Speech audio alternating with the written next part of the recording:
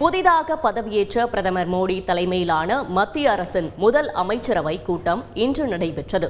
இதில் பல்வேறு முக்கிய முடிவுகள் எடுக்கப்பட்டுள்ளன. தகவல்களை விவரிக்கிறார் செய்தியாளர் ரமேஷ்குமார்.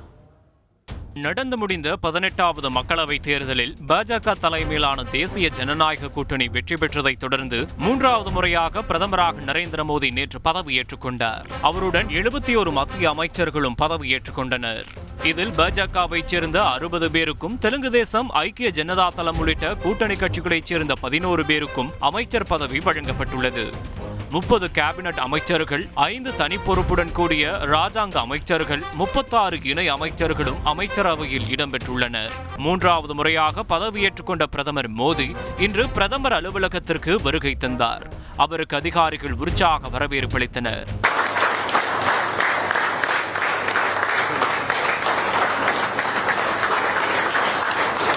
தொடர்ந்து பிரதமராக பொறுப்பேற்றுக் கொண்ட மோடி முதல் கையெழுத்தாக PM கிசான் நிதி திட்டத்தின் கீழ் 9 கோடி விவசாயிகளுக்கு 20,000 கோடி ரூபாயை விடுவிக்கும் கோப்பில் கையெழுத்திட்டார்.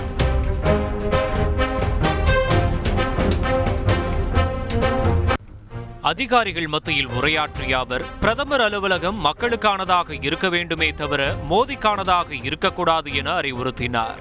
மேலும் புதிதாக பொறுப்பேற்றுக் கொண்ட அமைச்சரவையின் முதல் கூட்டம் பிரதமர் மோடி தலைமையில் இன்று நடைபெற்றது. இந்த கூட்டத்தில் பிரதமர் வீடு கட்டும் திட்டத்தின் கீழ் நாடு முழுவதும் மேலும் 3 கோடி வீடுகள் கட்ட ஒப்புதல் அளிக்கப்பட்டது.